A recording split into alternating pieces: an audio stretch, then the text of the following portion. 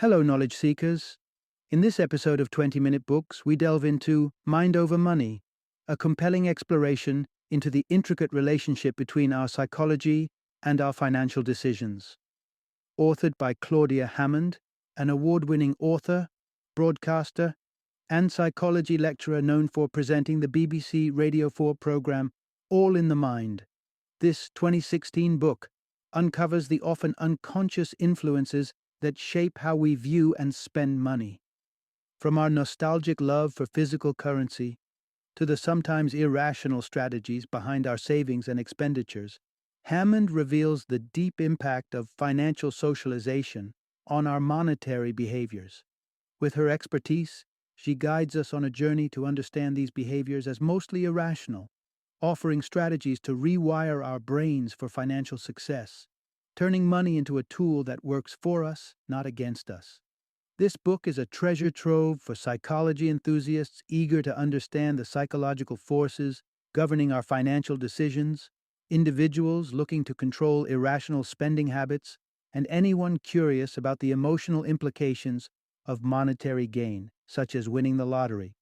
Mind Over Money is not just an analysis of economic behavior, it's a guide to understanding and improving our financial well-being through the lens of psychology. Join us as we unlock the secrets of making money work for us, guided by Claudia Hammond, a visiting professor of the public understanding of psychology at the University of Sussex, whose credentials enrich her insightful examination of our financial minds.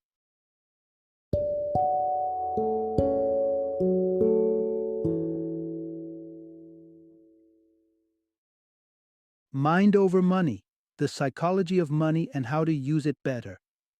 Introduction: Unlocking the Mysteries of Your Money Mindset. Imagine setting a bold New Year's resolution to finally start saving diligently for retirement, only to realize months later, empty savings account glaring back, that not a single dime has been tucked away. Or perhaps you find yourself perplexed by your seemingly unpredictable retail therapy sessions. Sounds familiar? You're not alone. Despite our self-assured beliefs of being logical beings, especially about finance, our relationship with money is anything but straightforward. From our early years, our parents and surroundings subtly initiate us into the world of finance, imparting their own values and beliefs about money.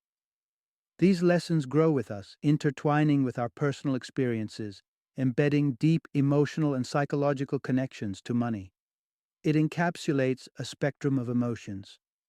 It can be a source of joy or a cause for shame, a symbol of liberty or a chain of worry.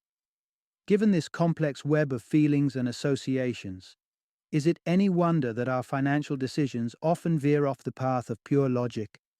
This engaging exploration into our financial psyche is not just an insightful journey, it's an empowering one. It's about understanding the quirks of our money-related behaviors and harnessing that knowledge to make wiser, more conscious financial choices. Through this exploration, uncover why sometimes a less expensive bottle of wine can bring as much joy as an exquisite vintage. Delve into the intriguing ways money can sometimes become a hindrance rather than a motivator in our careers. And perhaps most revealing of all, discover the psychological hurdles that make the thought of squandering money, watching it disappear into thin air, unbearably painful. Embark on this illuminating journey to unveil your intrinsic and often irrational attitudes toward money. By confronting and comprehending these nuances, you can begin to master your financial decisions, leading not just to improved financial well-being, but to a deeper understanding of yourself. Part 1. The Emotional Roller Coaster of Money. Picture this, a towering inferno of $1 million, each $50 bill igniting, turning the air thick with the smell of burning paper. It sounds like a scene from a dramatic heist movie gone wrong, but in 1994 this was no fiction. It was the deliberate act of the British art duo, the K Foundation, igniting a bonfire of £1 million in cold, hard cash. What could possibly lead someone to burn money on such a grand scale? As you recoil at the thought, questioning the sanity and morality behind such an act, consider this. Their intention was to challenge our collective perceptions about money, framing it as a conceptual art performance. The spectacle they created brings us to an uncomfortable realization. Money, in all its forms, elicits profound emotions in each of us. Bill Drummond of the K Foundation argued that they hadn't destroyed anything of intrinsic value, just paper, not essential goods like food or shelter. On a deserted island, a pile of money would be worthless without anything to purchase. Yet, we don't inhabit that deserted island. We live in a world where that same pile of paper could transform lives, building orchards or homes, embodying dreams and aspirations. Had the duo obliterated a luxury yacht or a diamond ring worth the same amount, perhaps the public outrage might not have been as fierce. The key difference? Money represents potential, a universal key to fulfilling our desires. By setting it ablaze, they didn't just burn paper, they torched the very embodiment of our collective dreams, sparking a firestorm of controversy in the process. This incident illuminates a profound truth. Money is more than a medium of exchange. It's a mosaic of our desires, fears, ambitions, and insecurities. We envy those who have more, mourn our losses, and dream of what could be if only we had a little extra. The specter of living in a world free from the concerns of earning, spending, and saving, a utopian vision where financial stress is non-existent, fascinates many. Yet, as tempting as this vision might be, it prompts us to reflect. Is the root of our discontent truly money itself, or is it the way we let it govern our emotions, decisions, and lives? As we delve deeper, exploring our personal narratives with money, we uncover how deeply it's woven into the fabric of our lives, shaping our choices and influencing our happiness. It's not just a means to an end, but a mirror reflecting our deepest values, hopes, and fears. Part 2. The early bird catches the financial wisdom. Before the ABCs and 123S, it appears our first lessons in finance stealthily creep into our lives. Our tiny eyes and ears are open, absorbing the financial behaviors of those around us. But just how early does this financial socialization start?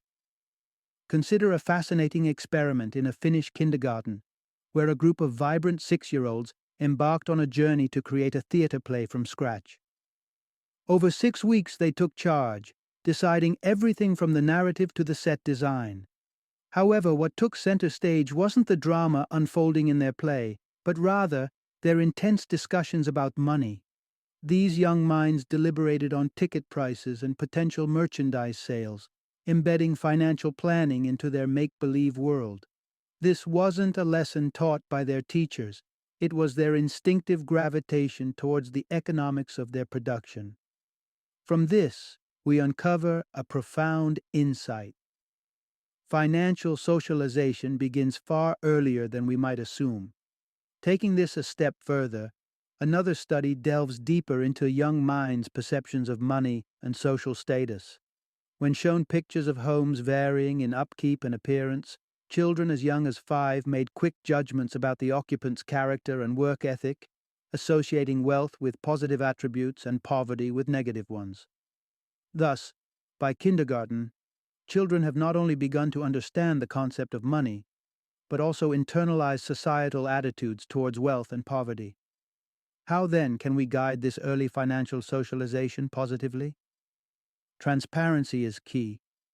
Discussions about money are often shrouded in secrecy within families, leaving children to piece together their own, sometimes skewed, understandings of finances. Psychologists recommend a radical shift towards openness, suggesting parents discuss earnings, savings, and even involve their children in budgeting exercises. Imagine a family tax on pocket money as a playful yet educational way to prepare them for the real-world financial landscape. Yet, beyond these discussions, our actions resonate loudest. The financial habits we exhibit, whether they're of frugality, extravagance, or anxiety, don't go unnoticed. Like sponges, children absorb these behaviors, forming the foundation of their future financial personas. In nurturing financially savvy children, it seems the most potent lesson is the example we set.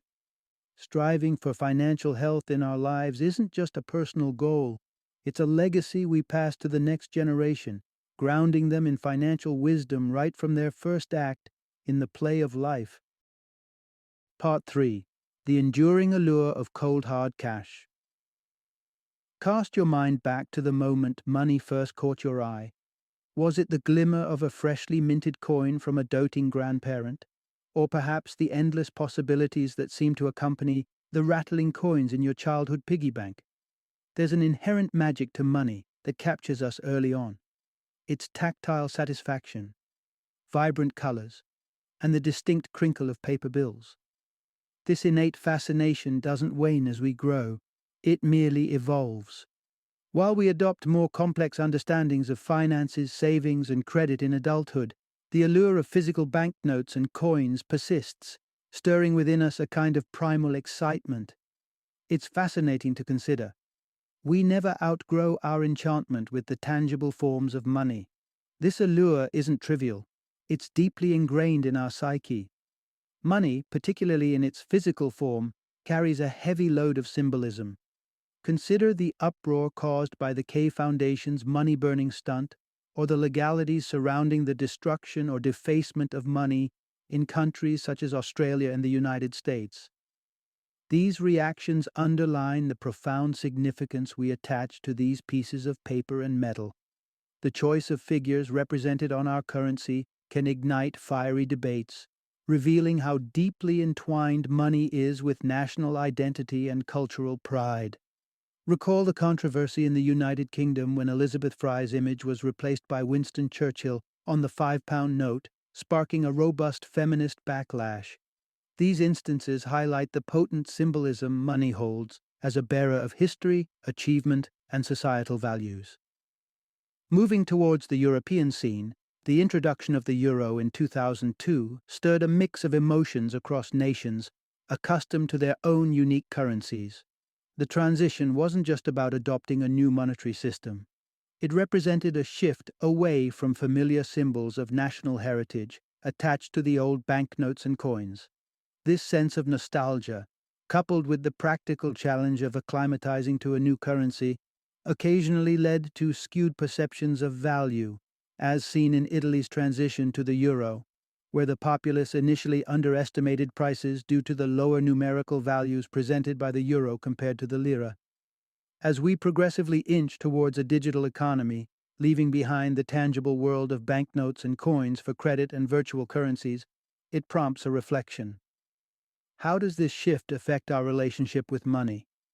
Once stripped of its physical form, does money lose some of its psychological power? Or does it simply assume a new digitized identity in our minds and societies?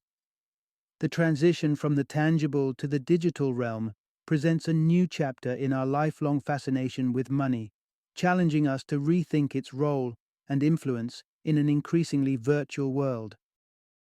Part 4. Navigating the Savings Mirage.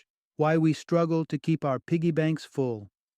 Recall the innocence of childhood, the gleeful excitement of dropping coins into your very own piggy bank. Back then, saving seemed so simple, so doable. But as the years stack up, armed with more financial advice than we can process, saving for the future turns into an uphill battle. What happened? Why is it that, despite understanding the importance of padding our savings, we often find our reserves dwindling? Here's a startling reality. Our attitudes towards money have shifted, leading our savings to slowly vanish as we navigate an increasingly cashless society. The widespread adoption of credit cards plays a pivotal role in this shift. In the United Kingdom, the explosion of personal debt from 1990 to 2013 paints a distressing picture, tripling in the span of barely 2 decades with the rise of plastic money. But why? Intriguingly, our brains seem to process digital and physical money differently. Transactions on credit feel less tangible, less real, making us more apt to spend. An experiment conducted at MIT sheds light on this phenomenon. Students were offered a chance to bid on basketball tickets, a highly coveted item among fans. The catch? Their payment method was predetermined: cash for some, credit for others. The result? Those paying with credit cards placed significantly higher bids, sometimes twice as much as their cash-wielding counterparts. But it's not just credit cards bending our rationality. Our visions of the future often involve a rosier financial picture in which we earn more and, by extension, save more. This optimistic foresight, or perhaps oversight, encourages procrastination, convincing us there's always a better time to start saving just around the corner. The stark reality, however, is that behavior change is a formidable challenge. The most reliable predictor of our future financial management is our current habits. But rather than succumb to a sense of defeat, understanding these tendencies can empower us to adopt effective saving strategies. Creative solutions exist. For starters, we can lock away savings in accounts with penalties for premature withdrawal, discouraging impulsive spending. Another innovative approach is the Save More Tomorrow program, encouraging participants to increase their savings rate alongside their salaries incrementally. In essence, while the landscape of saving has grown more complex with the digital age, it's not an insurmountable one. Recognizing our inherent irrationality with money is the first step toward developing tactics that align with our natural behaviors, leading us toward a future of financial security and replenished piggy banks. Part 5. The Illusion of Money: How Mental Accounting Shapes Our Spending. Imagine this. You're navigating the aisles of your local supermarket, meticulously ticking items off your shopping list. Suddenly, your gaze lands on a premium bottle of gin, but the $1.20 price tag makes you hesitate. Is it really worth it? Fast forward a week, you're soaking up the sun on a holiday, sipping a $1.10 gin and tonic without a second thought, already considering another. This scenario isn't unique. It's a glimpse into the curious way we all manage our finances. A phenomenon deeply ingrained in human psychology, yet at odds with the fundamental principles of economics. Here's the crux of the matter. We're all prone to an intriguing habit known as mental accounting when dealing with money. Renowned economist Richard Thaler introduced the idea of mental accounts, a concept that depicts how we compartmentalize our finances into various categories, be it for groceries, daily expenses, or travel. This mental division explains why we might balk at splurging in one scenario while being quite cavalier in another. The $1.10 drink gets easily justified from the travel budget, a segment of our finances where we're more lenient, contrasting sharply with our more frugal groceries account. But our complexities with money don't stop there. We also indulge in relative thinking, assigning value to money based on the context of the total expenditure. Consider the decision between renting a bike for $1.25 at a convenient location versus seeking out a $1.10 rental a bit out of the way during a holiday. The prospect of saving $1.15 feels substantial enough to motivate most of us to opt for the less convenient, cheaper option, perhaps even rationalizing it as saving money for a nice lunch. However, flip the context to purchasing a car where the same $1.15 discount is a drop in the ocean compared to the total expense, and suddenly, the motivation dissipates. Here, the relative significance of $1.15 shrinks in the shadow of a larger financial outlay, a clear display of how relative thinking and mental accounting jointly influence our financial decisions. The bicycle and car scenarios underscore a curious contradiction in our financial behavior. We're willing to go the extra mile, literally, for a saving that seems significant in one context but negligible in another. It seems that the mental account from which a purchase is funded, along with the relative value we attribute to money in various scenarios, plays a crucial role in shaping our spending habits. Understanding the psychological gymnastics we perform with our finances, courtesy of mental accounting and relative thinking, not only sheds light on our seemingly irrational spending patterns, but also offers a fascinating insight into the complex relationship we share with money. Part 6. The Power of Expectation: How confirmation bias colors our world. Picture a scene where Rudy Kurniawan, a flamboyant wine seller known for his lavish attire and constant companion, a French poodle, dazzles the elite with promises of rare, exquisite wines. With annual sales rocketing to $36 million, Kurniawan's clientele trusted him blindly, guided solely by his expertise to the pinnacle of vinicultural delight. Yet, behind the facade, the reality was starkly different. His cellar of rare vintages was nothing more than cheap wine masquerading under posh labels. This tale serves as a stark reminder of a peculiar human flaw: our susceptibility to confirmation bias. The crux of the matter is straightforward. Confirmation bias leads us to perceive and interpret information in a way that aligns with our expectations. Kurniawan's charade thrived on this very bias.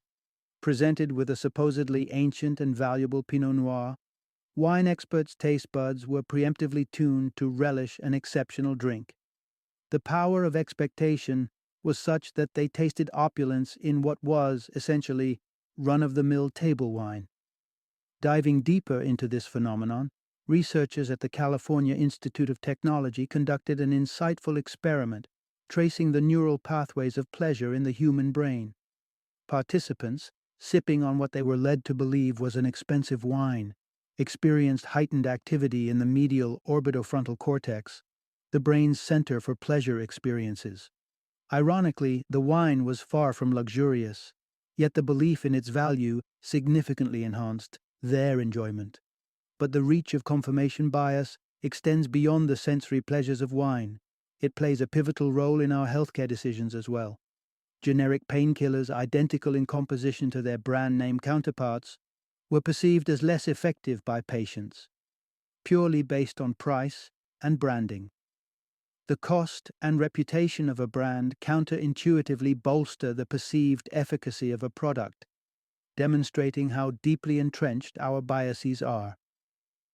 From this introspection on human psychology, a vital lesson emerges. Not about the virtues of skepticism towards eccentric wine merchants, although that's certainly a takeaway. More importantly, it's about recognizing the influence of confirmation bias on our judgments and decisions. While this awareness won't suddenly make the cheapest option the most appealing, it guides us towards more informed and reflective choices. Understanding the sway of confirmation bias can lead to better decision-making, but at the very least, it might save you from falling for the next wine scam. Part 7. When Money Muddles. Motivation. A Workplace Conundrum. It's a widely held assumption. Dangling the carrot of a hefty paycheck should surely drive anyone to work harder, right? It seems logical, considering most of us would think twice about reporting to work if there was no financial reward waiting at the end of the month. Yet, the intricate relationship between money and motivation is far more complex than we might initially think. Interestingly, throwing more money at people does not always equate to higher productivity or greater motivation, especially in tasks that are inherently repetitive or manual. Take berry picking, for example, where paying workers per basket rather than by the hour can significantly boost productivity. Here, the direct link between effort and reward offers a clear incentive to work faster and more efficiently. Yet, the paradox of motivation reveals itself. Money can sometimes hinder rather than help motivation in the workplace. This counterintuitive effect of monetary incentives becomes particularly pronounced among highly skilled professionals like doctors or bankers. Often, individuals in these careers are driven by an intrinsic sense of purpose and satisfaction derived from their work, rather than by the monetary reward. For them, the intellectual challenge, the impact of their work, or the thrill of navigating high-stakes situations serve as powerful motivators. Introducing or increasing financial incentives in such contexts can inadvertently shift focus from these intrinsic drivers to extrinsic rewards. In doing so, the natural motivation to pursue a profession passionately can be substituted by a reliance on financial compensation, potentially leading to a decrease in the willingness to go above and beyond, unless explicitly paid to do so. Edward Deci's groundbreaking study with journalism students adds empirical weight to this discussion. Students expecting financial rewards for crafting headlines eventually showed a marked decrease in productivity and engagement once the monetary incentive was withdrawn, as opposed to their unpaid counterparts who remained consistently productive and engaged. This experiment underscores how financial incentives can sap the joy and motivation from activities once driven by pure passion. However, there's an interesting twist in the tale of money and motivation: the unexpected bonus. Surprising employees with a financial reward for a job well done can indeed boost motivation and morale, but only if such bonuses remain unexpected. If employees come to anticipate these financial rewards as part of their regular compensation, the novelty wears off, and they may feel demotivated once the bonuses cease. This exploration into the nuanced effects of money on workplace motivation challenges us to rethink our reliance on financial incentives. It suggests a careful balance between recognizing and rewarding hard work monetarily, while nurturing the intrinsic motivations that drive individuals to excel in their professions. Part 8. When Dollars Drive Change: The Mixed Impact of Financial Incentives on Social Challenges. It's a tantalizing idea, using the universal allure of money to encourage better school performance, healthier lifestyle choices, and even civic participation. But does the promise of financial reward actually lead to positive, sustainable changes in behavior, particularly in tackling some of society's most persistent problems? The experiment with distributing $9.4 million among school children in the United States to boost educational achievements provides a nuanced answer. While there were modest improvements in test scores, the overarching conclusion was that financial incentives had a limited impact on academic performance. However, the experiment highlighted an interesting nuance: rewards for effort, rather than specific outcomes, yielded better results. Yet, the narrative shifts when the context changes. In Bogota, Colombia, the promise of a $300 bonus for high school graduation captured the attention of students, dramatically elevating graduation rates from a mere 22 to an impressive 72%. Here, the substantial value of the incentive, capable of covering a full college degree, presented not just a motivator, but a lifeline, offering students from lower-income families the financial feasibility to prioritize education. The realm of personal health, particularly efforts to curb addictive behaviors, presents another arena where small financial incentives have shown promise. Rewarding individuals with modest amounts, a mere $2 for every clean drug test, for instance, has proven effective in encouraging sobriety. These successes suggest that beyond the monetary gain, the symbolic recognition of one's progress plays a crucial role in reinforcing positive behaviors. However, the strategy of wielding financial incentives to inspire social good isn't without its complications. Take blood donation, a practice traditionally anchored in altruism and community service. The introduction of monetary rewards to motivate blood donation challenges this foundational principle, potentially undermining the intrinsic altruism that drives individuals to donate. Far from boosting donation rates, offering cash incentives can tarnish the self-perception of donors as benefactors, dissuading participation rather than encouraging it. This exploration into the efficacy of financial incentives in addressing social issues reveals a landscape marked by contrasts.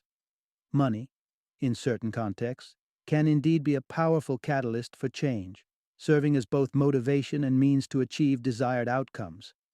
However, its effectiveness is intricately tied to the cultural, economic, and personal values at play, illustrating that while money can sometimes drive positive change, it is but one tool in our arsenal for tackling societal challenges. Part 9. Unlocking Happiness: The Delicate Balance Between Wealth and Well-Being. For many, the dream of hitting the jackpot symbolizes the ultimate shortcut to happiness, a golden ticket to a life free of worries. Enter William Budd Post III, whose life took a dramatic turn when he won $16 million in the lottery in 1998. Yet, his story unfolded as a cautionary tale rather than a fairy tale, with his newfound wealth leading to bankruptcy, legal troubles, and tumultuous personal relationships in just a few short years. This dramatic example underscores a fundamental truth. Money can indeed boost our happiness, but its effectiveness has a threshold. The phenomenon of hedonic adaptation illustrates how quickly humans acclimate to changes in their circumstances, including financial windfalls. Just as a luxury hotel stay eventually loses its luster through repetition, the initial euphoria of sudden wealth can fade, leaving us searching for the next thrill. It's in this pursuit that the essence of lasting happiness often eludes us, hinting at the critical importance of savoring and appreciating our experiences, regardless of their extravagance. While the narrative around money often focuses on its potential to amplify leisure and luxury, its role as a stabilizer of fundamental needs cannot be overstated. Financial insecurity, characterized by the daunting cycle of debt and the ever-looming threat of not making ends meet, breeds stress and unhappiness. The relentless secretion of cortisol in response to such stress not only impairs decision-making but can also have long-term detrimental effects on physical health and overall well-being. Moreover, societal attitudes compound the stress associated with financial hardship. The stigmatization of poverty and homelessness fosters an environment where those struggling are viewed with contempt or blame for their predicament, rather than offered empathy and support. This social dynamic reinforces the isolation and challenges faced by those on the financial margins. Interestingly, targeted financial interventions have shown promise in alleviating these stresses. For example, a study in Kenya demonstrated that direct cash transfers to individuals living in extreme poverty not only reduced their immediate financial stress, but also led to palpable improvements in their quality of life. This suggests that, particularly for those grappling with financial insecurity, an infusion of cash can be a critical step towards stability and happiness. Ultimately, the relationship between money and happiness is intricate and multifaceted. While financial stability and the fulfillment of basic needs are undoubtedly foundational to well-being, the pursuit of happiness extends beyond the accumulation of wealth. It invites a deeper exploration of how we engage with and appreciate the world around us, underscoring the fact that after a certain point, the key to happiness lies not in our wallets, but in our ability to savor life's experiences. Final summary. The intricate relationship we share with money is a complex tapestry woven from emotions, expectations, and the relentless quest for happiness. It challenges our rationality, molding our financial behaviors in ways we often struggle to comprehend. Our journey through the world of finance reveals a universal truth. Money, with all its power and promise, entangles us in a web of irrationality that influences every decision we make. The paradox of our financial lives is rooted in contradiction. We dream of amassing wealth, envisioning the freedom it promises, yet the reality of managing our finances often leads to stress, indecision, and a relentless pursuit of more. We fall prey to societal pressures, marketing tactics, and our own cognitive biases like the allure of credit and the comforting lies of confirmation bias.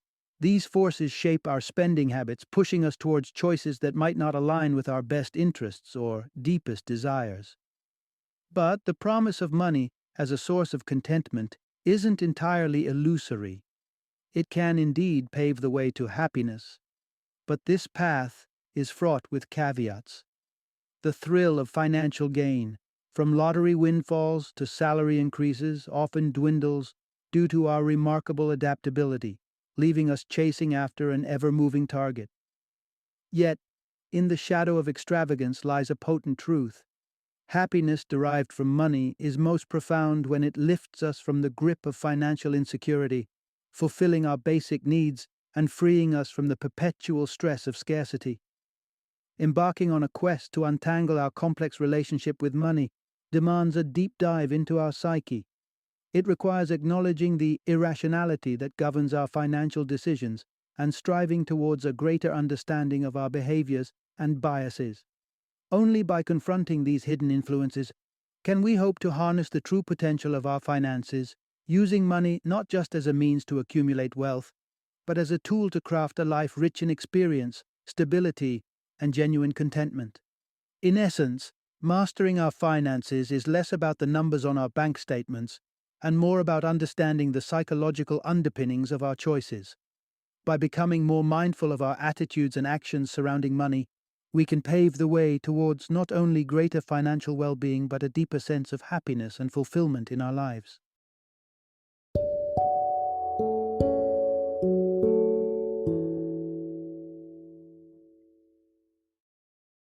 Thank you for joining me today on this journey of learning and discovery as we explored the insights of another thought-provoking book in our growing library of knowledge. If you've enjoyed our time together, please take a moment to follow our podcast, give us a 5-star rating, and share 20-minute books with other knowledge seekers. Your support truly means a lot. Don't forget to join me again in the next episode, where we will delve into another enriching book.